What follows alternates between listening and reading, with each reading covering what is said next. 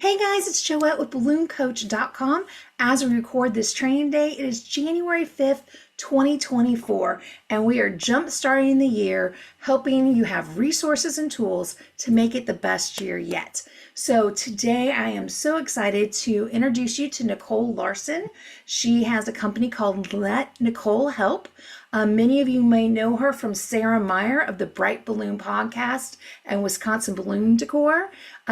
Nicole is the person that helped Sarah set up her 17 Hats customer management system for Wisconsin Balloon Decor. And then in 2023, Nicole was one of our instructors at Balloon Boss Summit, sitting down with people, having conversations about their customer management system and helping them put in effect the things she was talking about right then and there. And I'm excited that Nicole will be coming back again next year, or this year, I guess it is, for 2024 in Orlando in November. And it's just so great to have somebody who understands the ins and outs of these customer management systems that sometimes as creative balloon owners, we have a hard time grasping. So what I'm going to do is stop sharing my screen and let Nicole take over as she talks to us about how to track key business data in 17 Hats. And for those of you who don't have 17 Hats currently, some of the information she talks about, you'll be able to understand like, oh, okay, this is the data I need to track, but you may have to track it a different way within your system. So again, she specializes in 17 Hats. So if you're asking about other systems, she's not going to be able to give you those answers, but you'll understand the actual data that you are wanting to collect. So without further ado, Nicole, I'll give it over to you. Okay, thank you. It's good to see a lot of familiar names and logos and pictures on the Zoom screen. So thanks everyone for coming here today to hear a little bit about this. Yeah, so like there's a lot of different data that you can track and analyze for your business, right? But remember that don't let yourself get overwhelmed by all the data. Pay attention to what you've set your goals around. So I'm going to take you through like lead sources, income categories, and event types, how to track those types of things. And if that's starting to feel like too much at any one time, just kind of focus in at one thing at a time. If you have any goals around a specific aspect of your business, whether that be classic decor, perhaps as an income category of yours that you're setting a goal around, just kind of try to take it one step at a time. Because I know data can get overwhelming. But anyway, I do want to share how you can find this data so that you can track against it. And then next year, even use this data to help you set your goals for, I guess, 2025. Wow. All right, so I will share my screen. And is that sharing there? I have a copy of the workbook. Oh, great. Yep, And it looks great. If anyone does not have this workbook, please let me know. I can drop. Yeah, let's go ahead and put the link in. Sure. Let's see. I'm dropping it in chat now. So when you go to that form, it'll give you a copy of this workbook where you can fill it in with the various things that we're going to be talking about here in the session. But so essentially, yeah, we're going to be talking about collecting data, because if there's one thing I love as much as a good workflow, it's actually data, because I like that type of thing. So where your leads are coming from, who's sending you referrals, what portions of your business are giving you the most income, when certain events happen, Isabel, data girl too. And who your top customers are. You can find all these things out right in your CRM. So the lead sources, valuable marketing insights, in terms of social media versus referrals versus internet search, etc. That's what we'll be getting at there. Those income categories are those different aspects. Maybe you have pickup orders as an income category, maybe helium, for example, is an income category. And then of course the event types that your customers are requesting, we can take a look at that, and your top products and your top customers. Okay, so first is lead sources. And this will be kind of like the worksheet that you can follow along, the steps to make sure that you have this type of data collection up and running for you. And from here, I'll actually switch right into my Nicole's Nifty Decor 17 Hats account to show you how this happens. I'm gonna do a new share over here.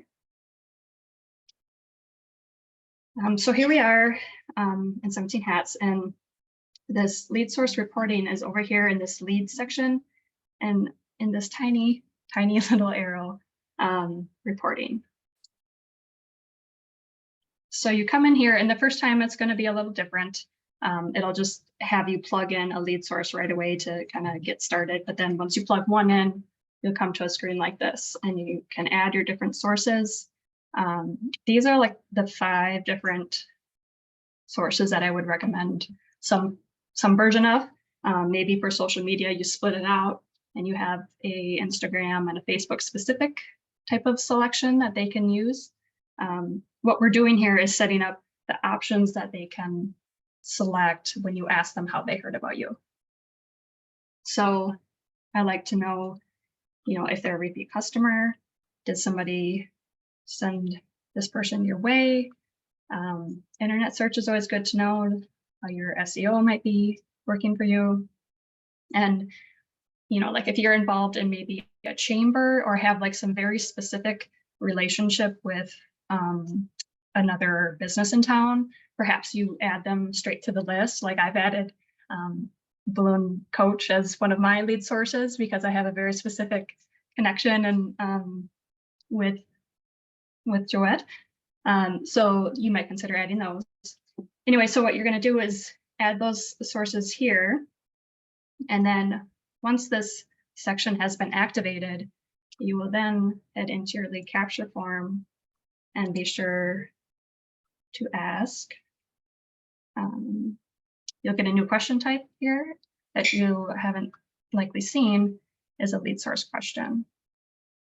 And when you add that, you can see how these options have pulled up for you. These are what we created within the reporting section.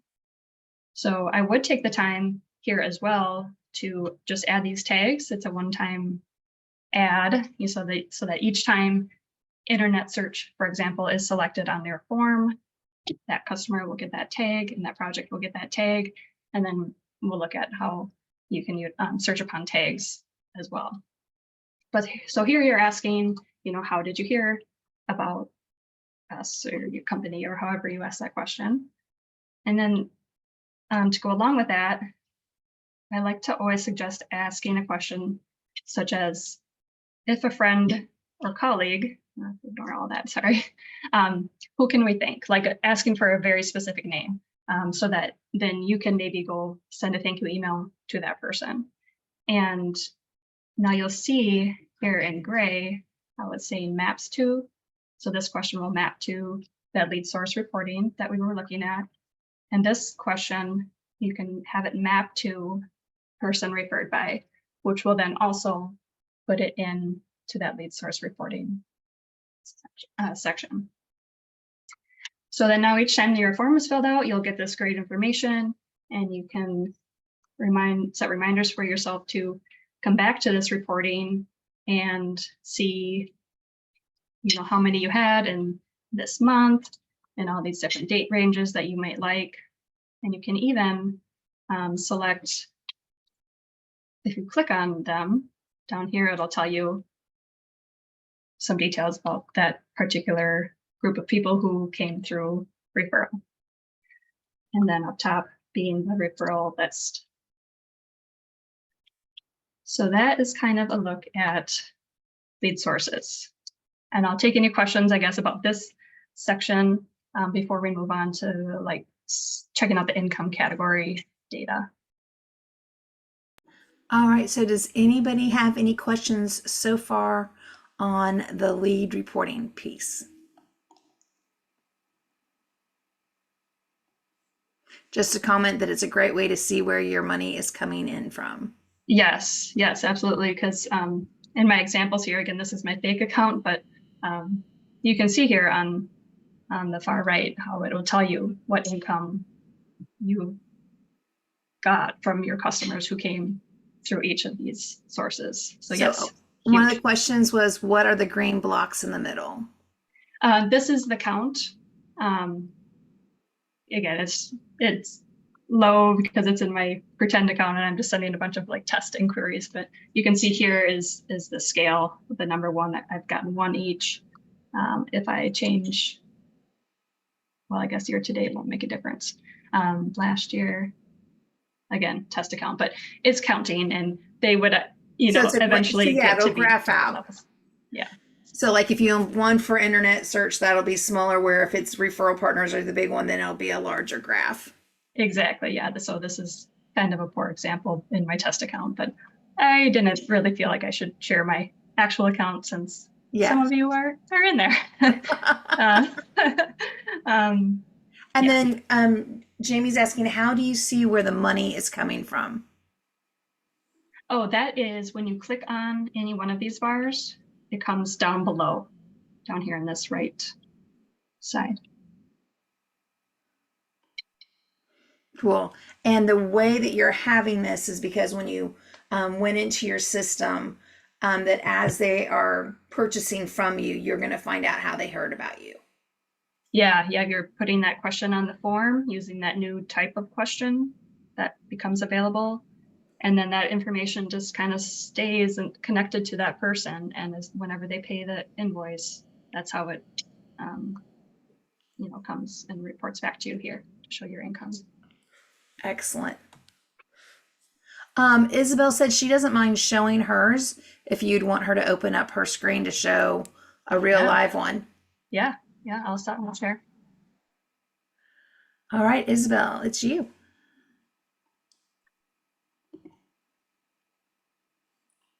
Yeah.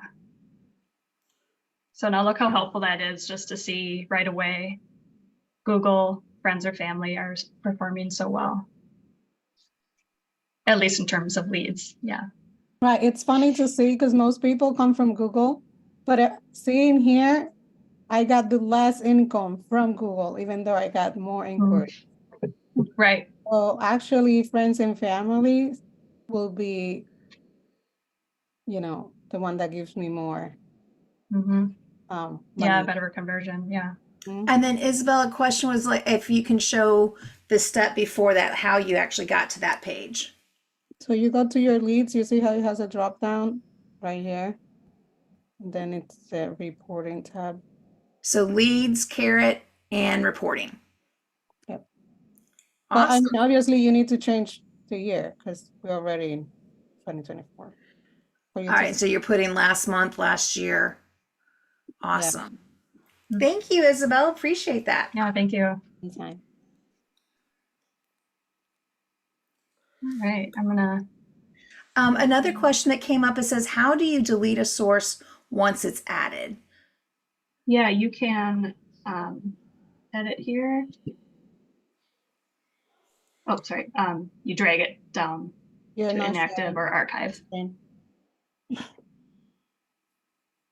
So inactive might be, well, I'll come back to the BalloonCoach example. If I know after I attend Summit that I'm likely to have people tell me that they heard about me from Summit. Oh, and your screen's not sharing currently. Oh, yep. Sorry, forgot. To show that last step of how to delete the source. Yeah, thank you. So they were up here, and what you do is just grab them and pull them down into either section. So you can either make it archived or inactive. Yeah, inactive kind of means that it'll still report out for you. Archived is like, forget about this one.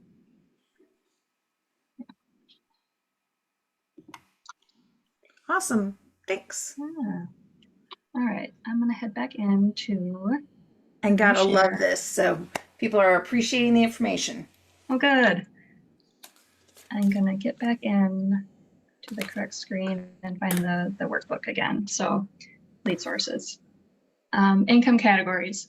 So I did do a previous workshop on this, and that should be linked in the workbook. But another great way to analyze what's happening in your business is by setting up income categories. And it can, then your profit or your product, your P&L will show your income per income category. So what you need to keep in mind here is that each product can only have one income category, but of course, a category can have multiple products in it. So some examples we went through in the previous workshop were organic being one, classic being one, take-up orders being one, fees, not forgetting fees, and like holiday items came up in conversation, as well as kind of like the broad overview of balloon only items. If you're a company who has multiple services like photo booth or rentals, stuff like that, perhaps you kind of expand upon all of that and have further income categories to analyze those other services. So you can kind of think about these broad categories to then assign to your products, and then you'll add them through the bookkeeping section, which I'll show, and then go into each product and make sure it has this income category attached so that when it's paid on an invoice, your bookkeeping can then feed out this information. All right, so I will show about this. So first, I want to make sure my 17 hats is sharing again. So, yeah, okay, thank you. To add these in, once you've figured them out, you're coming here to bookkeeping. And you can see that I've added a couple here. Helium being another possible example, take-up orders being one. And I would simply add a category and make sure the type is income. And I would add maybe classic report. Save. Now here it has become a category for me to go into a product listing. And I'm going to say my grab and go garland. Well, that's not a good example. My balloon circle, again, fake account. I'm just making stuff up here. I'm going to say that it is of my classic decor income category, and click save. Then when I've done that, I can head into bookkeeping to see some of my recent entries. And then if you ever find, like if you haven't done this yet and you have a bunch of, entries that are just assigned to the default, the sales, you can select it and multi-select if you need, categorize, and change it. So those are some ways to get those individual entries assigned to your categories. And then coming up here to reports is that profit and loss I had mentioned, which will now break out your income according to each of these categories. So classic decor did the best for me in January, 5 days of it. But you'll start to see how each of these categories perform for you. And I'm gonna look at the chat here. I see some coming in. So one of the questions is, Isabel, do you want to open your mic? Yeah. Sorry. So I'm just wondering, so what's the benefit other than looking at it? I don't even know what the question is, but why would we choose to do it on the income category versus just looking at the report of what product have sold? Yeah, that's another helpful report that I was going to show later too. And that is definitely a good report for your singular products, but here I would kind of think of this as like a way to inform some of the marketing pieces and the images that you're sharing, to know which categories are selling best. Just a general kind of marketing tactic almost. That's how I look at it. So Travis is asking, can you show how to add those categories? Like he wants to be able to add one for marquee letters.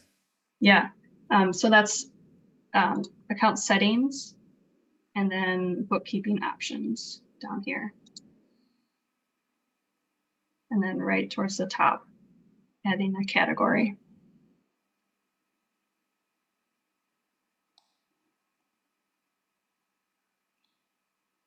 And then Jasmine's question I see about multiple categories. Yeah, that will all feed into their appropriate sections. Each line item will.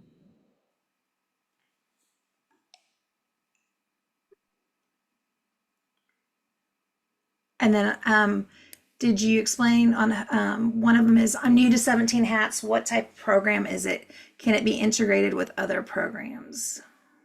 Oh, yeah, so it's a CRM. It like will collect your leads for you and take them all the way through invoicing, booking, scheduling types of things. Kind of creates folders for each of your customers so that you can easily find all the associated emails and documents that you have with them. In terms of integration, it does work with Zapier if you're familiar with that. So a common integration that I will use and suggest is using Zapier to send all of your 17 Hats contacts over to like your email marketing provider, something like that. And it integrates with QuickBooks is another big one. So I hope that helps. Does 17 Hats integrate with Square? It no longer does. I think if you have like almost like a legacy account, if you've been with them for a while, you can still utilize Square. Otherwise, the payment processor runs through Stripe currently. All right. Are there other things you're wanting to show us? I'm seeing Isabel's follow-up. Okay, so the helium category, any way to quickly change bulk edit income categories on products? I don't think there is on products, unfortunately. I think you do have to click into each one and update not in the same way that you can do the transactions bulk update. I think you have to update products one by one. So yeah, the question is, how do you fix it if right now they're all going to sales? Yeah, what I would do is create the income categories that you want through this section here. And then come into bookkeeping. Well, if you want to look back, I guess, or if you want to, well, there'll be two things. Okay. If you want to look back and, say these are all sales, you can multi-select the ones that you want for certain categories, and you can assign that here.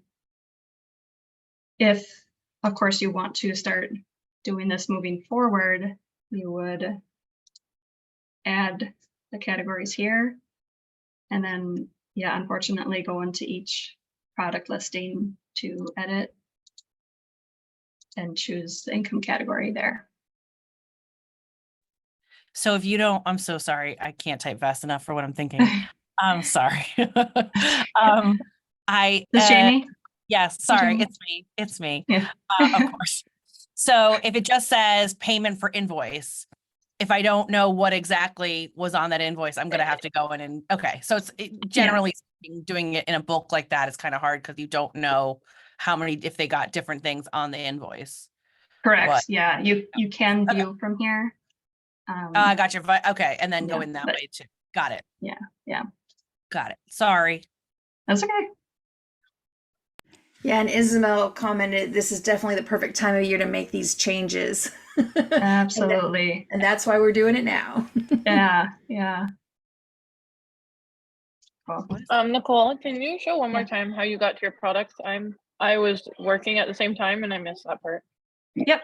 Account settings, like the gear, and the product listing is all the way down here. I got a new computer and didn't realize it went down further. Thank you.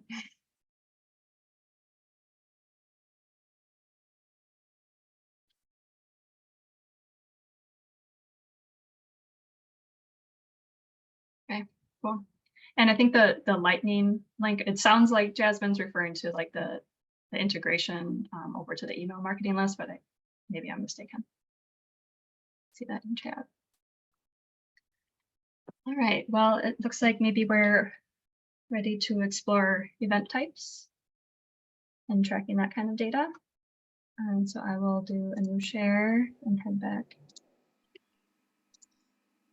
into the workbook. So event types might be another way that you want to collect data and understand, you know, what kind of events you're helping with to inform marketing decisions, etc. Take a step here. So the best way to go about collecting data for this is to ask it in a drop-down question. So they can't just write in whatever they want because that is awfully hard to compile data that way. Ask it in a drop-down question or list question, whatever they're called. I can't help but say drop-down. And in that process, you can then apply tags, which we can see in another report. So that's in the recent client activity report. So now I want to also give a shout out to Jamie for asking a question about this, because I did discover that projects can't be archived to show up in this reporting, but we're going to get to that. But shout out to Jamie for investigating that with me. All right, heading back into 17 hats, and we're going to look at a lead capture form. And here's how we're asking, what are you celebrating?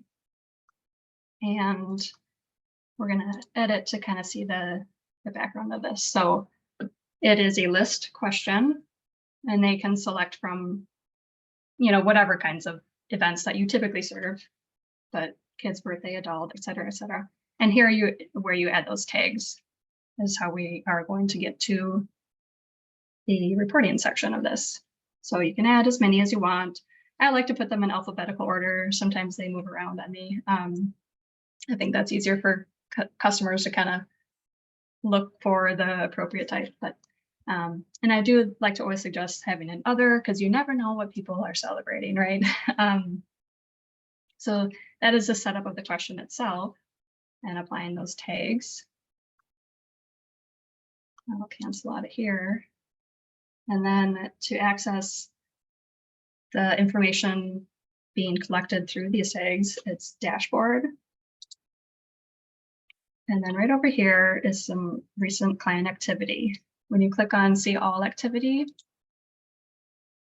you can begin to see all activity for any documents that have been sent in your account with your customers. So you can see the different filters up here, date ranges, you can choose specific clients if you so wanted, what kind of activity you want to look for. Obviously, invoices paid is probably a top selection there. And then here is where you search upon the tags. So we are going to search for birthday. Oops. Kid's birthday. Oh, yeah, Lincoln Test. That's my son's name. He had a birthday party, and now I can start to dig into what's going on. You know, the invoices and the questionnaires associated with this type of event tag. So that is how you kind of get more information on the actual events. Again, no invoices running through my pretend account here. I think I did do a fake one though. Let me check that one out. Bridal shower. And then I might say invoices paid with the bridal shower tag. I made $120 in this date range on bridal showers. So these are some types of things you can start to do and see from adding that question as a list and applying a tag. That making sense? And Anybody have questions on this piece? yeah, and I further add that, yeah, Jamie and I were emailing a bit, and we did discover, now I use a lot of the same contact and project tags in like my actual account. So when you come in here and you're searching, if a project is archived, unfortunately, it's not going to show up. This was kind of a bummer to find out. I've since thought of some ways that you can kind of get around that to still be able to get that tag applied and then have this show up in reporting. If it's added as a contact tag, you're less likely to archive a contact than you are a project, right? So if you have that same tag added into the contact, then it'll show up here. And I hope that was helpful what I had shared, Jamie, in terms of getting that done. Although I'm looking Yeah. at it right now, I'm so sorry. In my recent client activity, because I didn't even know this existed because I almost never use a dashboard. It's for hard to whatever find, reason. or it's unnoticeable. Yeah. And I can search by invoices paid corporate January 1st, 2023 to December 2023. And they're all archived, but they're all coming up. At least I think. Good. So it I could guess be you that. could. I mean, there's no way to So know the total, but you can see them. Unless I don't know yeah, how this they're. feels like a finicky one, as I'm discovering. But it could be that they were added as contact tags, Oh, I might have gone through and started adding contact tags. and that's Yes. why. Yeah. There you go. Yeah. There. So some ideas because when you're adding this list question, those tags that you could see associated with each answer, those are project tags, and you can't add a contact tag at that time. Oh, these are client tags. Yeah. Okay. Yeah. So some ideas to still make this happen would be to have your workflow remind you to manually add the tag to the contact so that you can utilize this reporting. Another idea would be that in your question, if it's a drop down, depending on their answers, they can shoot off into different workflows. And this is kind of getting to be a lot, I know. But if you're not already sending them multiple directions from another question, you can build these tiny workflows that simply just apply a tag automatically and then have that workflow automatically start the next workflow. So it's kind of a lot, but there are ways to get around it to be able to utilize you can create this. a workflow. I know you can add a tag, a regular tag, like a project tag. Can you add a contact tag automatically?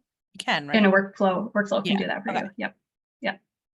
Yep. So you could have, say you have, just for example, kid's birthday, adult birthday, wedding are your event choices. You would have a kid's birthday workflow that automatically applies this contact tag, automatically starts your auto reply, quote, etc. workflow, and then have a workflow specific to adult birthday that applies that tag, moves them on to the usual workflow. So that's a way to kind of get around it. Gypsy, can you show the difference of where you see the project contacts tags? Yeah, if I click into any one project here, the project tags are down here. Then if I go down here, contact details, the contact tags are here. So you can see a difference here, how that bridal shower was selected on the form for the event type that created a project tag. And the tag of referral lead was through that lead source question. So you can see the difference there. And that's how you see contact versus project. Yeah.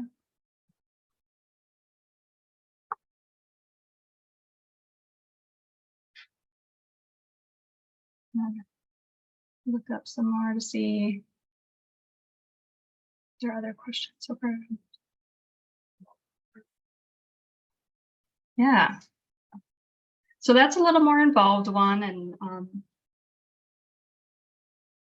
unfortunately, yeah, the client activity, it's so helpful, but in order to get that project tag to populate here like you might want, it might take it one more extra step. Yeah. But very cool section to play with and find out lots of information.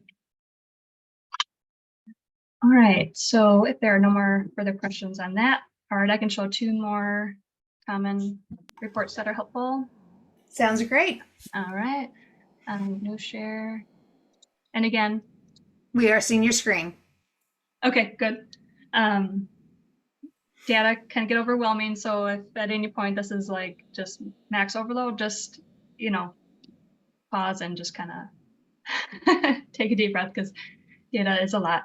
But it's all here to help you make decisions for the future and learn about how you've done. So, okay, other data, the products list that Isabel had referred to as well, and you can see our top paying customers. So this is all in the bookkeeping section.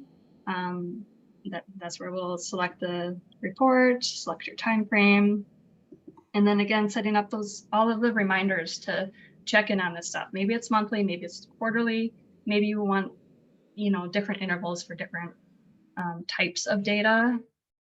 Excuse me, that's my reminder to get my daughter off the bus. Husband's got it though, it's all good. And so setting up these reminders to check in on this stuff, you know. So there's a look at some of the names of the reports, and I'll share those again in something else. So that is accessed here through bookkeeping. And here again, we see those entries, and up in the top right is reports. And so profit and loss is where we found how it broke out the income categories for us. Sales tax, receivables are always good to know. But here we're going to take a look at those product sales, where it'll tell you the quantity, the total that you collected from that product. And then because I sold 2 for a total of 280, my average on that product is 140.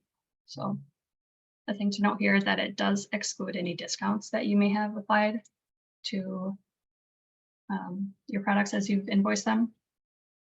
But here you can see your top products, and then the reports button moves over here, and you can see your top clients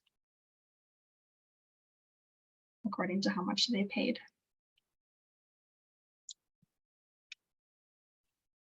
All right, let's see. Where says Canada for the customer? Did you get that?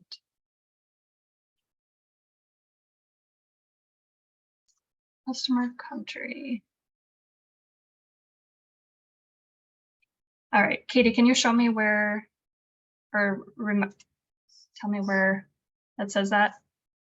I'm not sure if I applied Canada anywhere. Maybe it was here. Yeah, Yeah. right there. It said Yeah. address. Mine is set to United States. And I can't get rid of that. I need Canada. Yeah, it defaults there. I think you'll have to add the specific address country question, unfortunately. Oh, okay. Perfect. Yeah. No, that works. Yeah.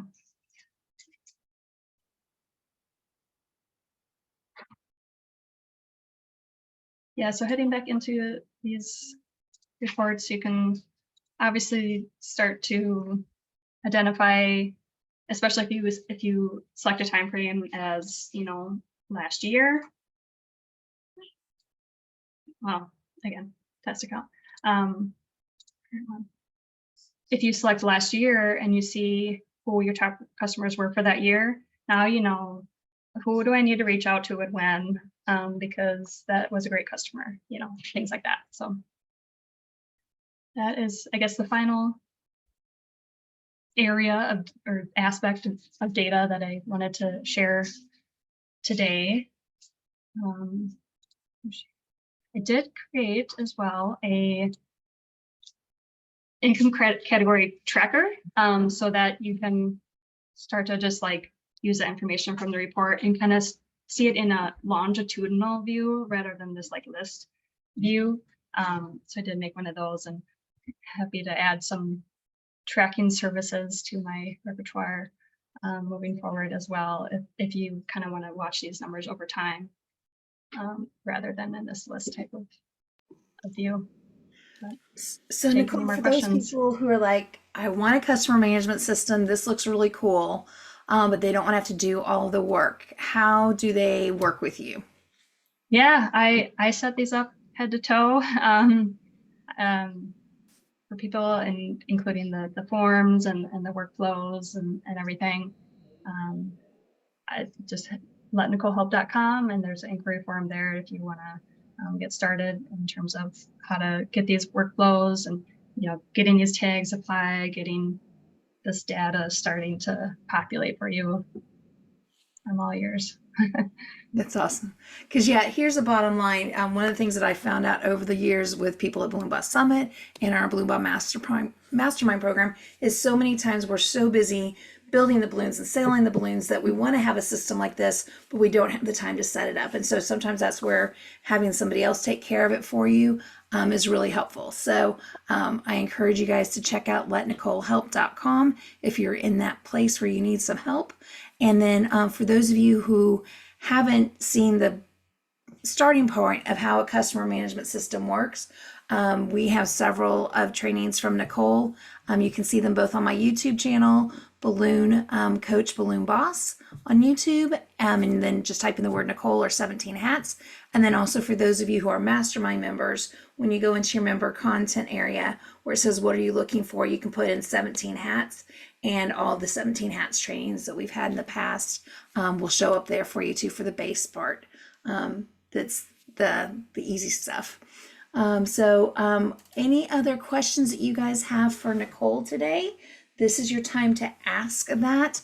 And then just a reminder for those of you who like to have hands-on training, Balloon Boss Summit is coming up in November in Orlando, and you can just go to BalloonCoach.com and click Join Us at Summit. Nicole will be one of our instructors again this year. So super excited about that. So Jazz is saying, thank you so much for this Lunch and Learn. Great refresh. Good. And thank yous. And Yanira, it looks like she's got a question for you. Yeah, it's a report to try. Yeah, there's unfortunately not a report that spits out for that.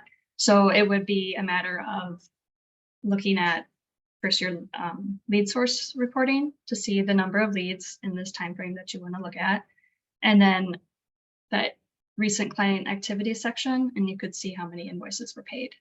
So you could kind of compare the two, but it's not, there's currently not a way to have them combined into one report that I've noticed.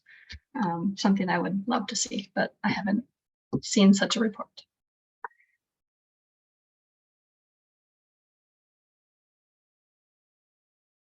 Don't be shy. If there's other people that have questions about what we've talked about, feel free to open up your mic and ask. And before I turn off the recording, I just want to throw that out again, that you can go to BalloonCoach.com. If you want to join us at Summit, you click that. Our 10-pay payment option will end the end of January. If you ever want to book a 10-minute consultation with me about things, you can do that on my website. And then we have a Jumpstart program that's going on right now, a Jumpstart Challenge to help you get moving forward in your business. So you can go right here and click learn more about the challenge if you like that. And then to get a hold of Nicole, it's Let Nicole Help.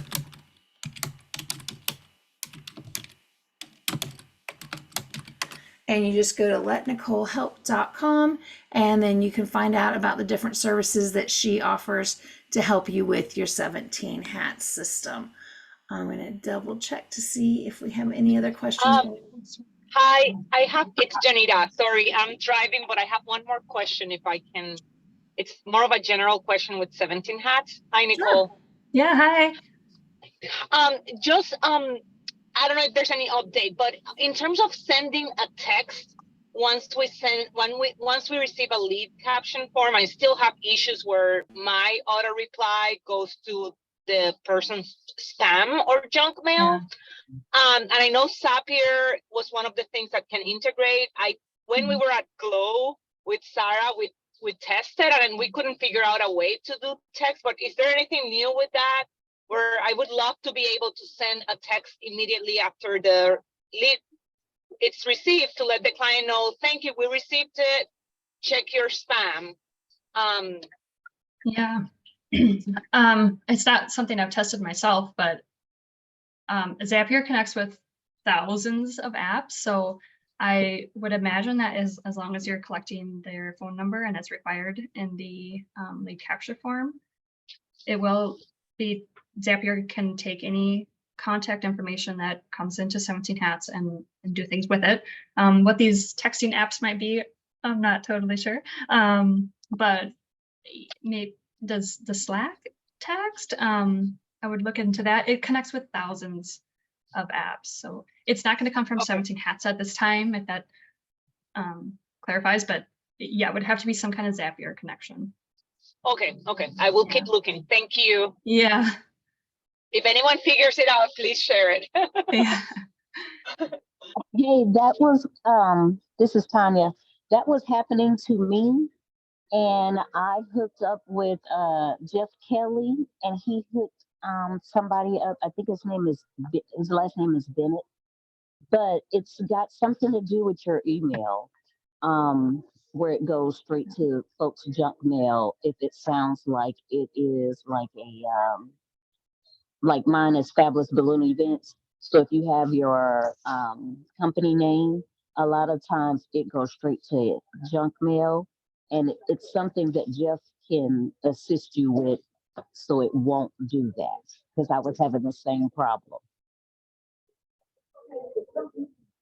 Yeah, you have to have like a strong domain reputation, I think is what it's called. It's kind of just the nature of email. Things are going to end up in spam. So yeah, checking with folks like Jeff and to get set up with like a strong and a good choice for a domain is a good option.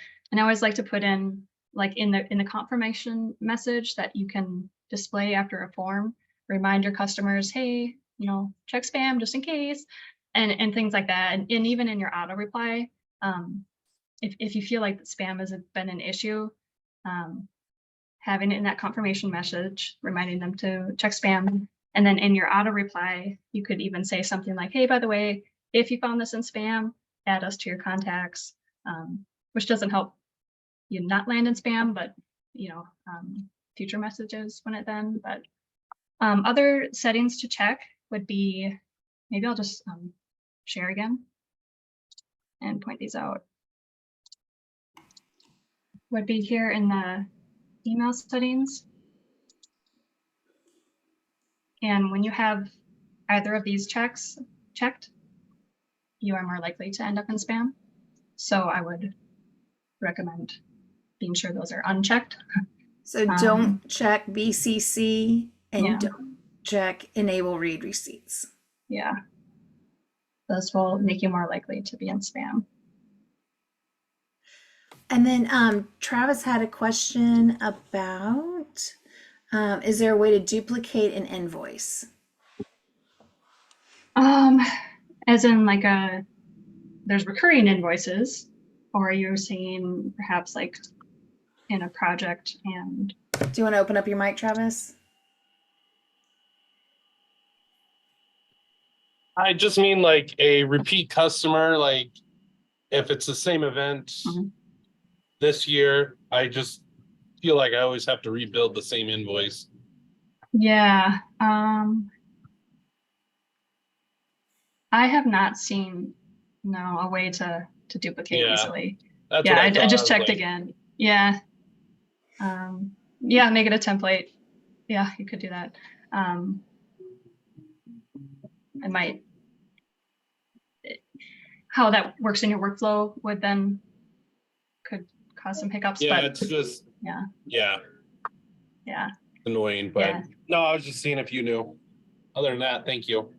Yeah, no problem. Thanks. All right. So what I'm going to do at this time is I'm going to go ahead and turn off the recording because I know sometimes people are more likely to ask other questions then. But thank you, Nicole, for sharing this wonderful information with us now and the other training that you've done with us in the past. And again, guys, if you have other questions, let NicoleHelp.com or BalloonCoach.com, and we'll be glad to help you out. Just put these systems in place as early as possible in the year so that you're set and be able to look at the data later on. Any closing remarks before I turn off the recording? Well, I do. Thank you for having me again. Like I said, Right. it's good to see so many familiar faces and names. And I agree. What a perfect time of year to put some of these things in place and collect all this data on 2024 so that 2025 can be even more informative. Awesome. All right, So we're Nicole, looking let us at, know what we're doing. yeah, we're looking at having a contact show as a company rather than just a contact name. And Right. that's this little box here. Right. So that part's not a problem for me. I can make it show as a company, but it still Okay. puts the private. Okay, I'll give you an example. I do a college, and there's multiple departments and different people at that college. So Mhm. each individual person that contacts me, I can't put the college name because it will not pick up all the other people. So I have to keep the individual people in there separately. And the problem is when I go to send the bill has to be specifically to accounts payable at the school. And it will not let you put multiple email accounts, the same email account in for multiple people. So it's very hard. I don't know if I'm explaining this well. You might try to do the same thing and have the AP be in a related contact for each of them. It might save for you that way. I've done related Rather, contacts. It doesn't, when I Say have that people again? switching around, sorry, it's Jamie now. I've had the Okay. same issue where I've had, it's really the company, I do a show as company, but then if it's the same company, same location, but different contact person, Mhm. I want to try to keep everything together, but then I have to you have to like type over. You can't, like, if there's an invoice attached to it, you can't move it. Like the related contact is fine, but it doesn't email to them unless you specifically select them, and it will still always go to the original contact. Yeah. So that's the one part that's a little bit, you can't have multiple people from one company. So it's a little bit of a pain in the butt for that. I know exactly what you're talking about because I have the same issue with even with like the proms every year, like it's a different, I mean, like, or if it's the same school, different person. Right. Mhm. Yeah. I like to try to keep them all together because I don't really need to know the contact per se, but I mean, I do, you know what I mean? Sorry if I don't know. another Maybe thing they- to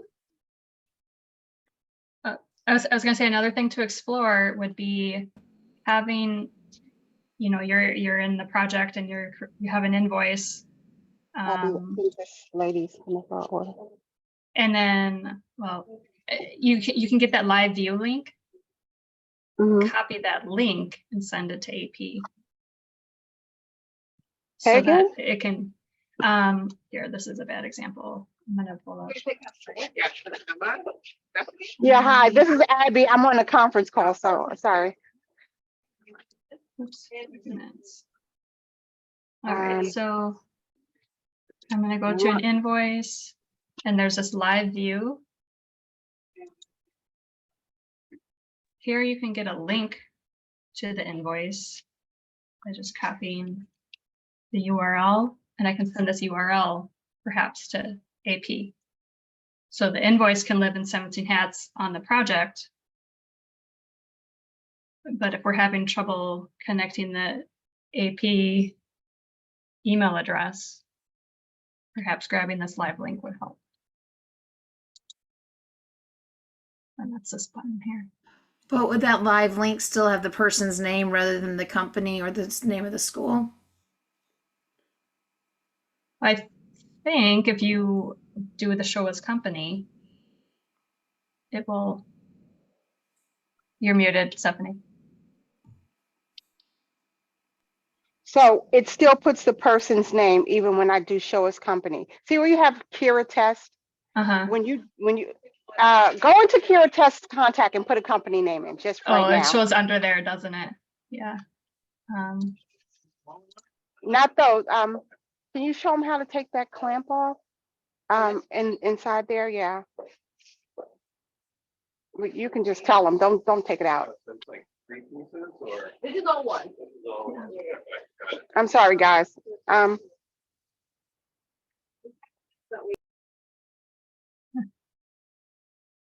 Yeah, so I added ABC company and Kira's name does still show here. So that's what she's referring to. Gotcha. All right, I'll pause it. Okay.